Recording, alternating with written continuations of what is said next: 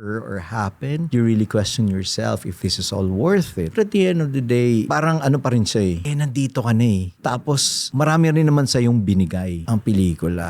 Huwag kalimutang mag-like, follow, and subscribe upang manatiling updated sa iba't ibang kwento ng Kayod.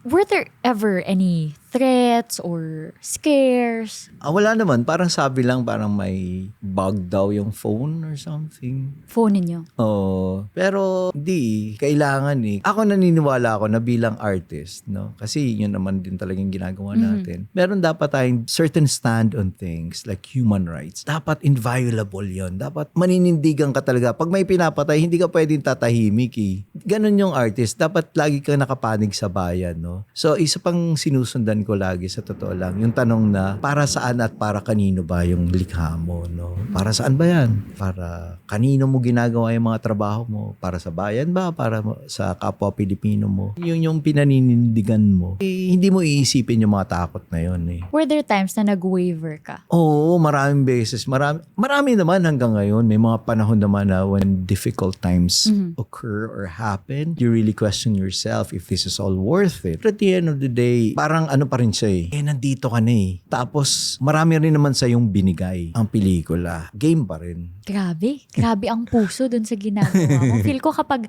hindi ka ganun kabuo sa prinsipyo mo at sa kung bakit mo ginagawa to, pwede kang bumitaw Bibitaw ka naman talaga kahit sa buhay. Bibitaw ka sa hirap ng buhay. Pero ayun lang. Laban lang. Siyempre, parang director kayo, you have to stand by it, no?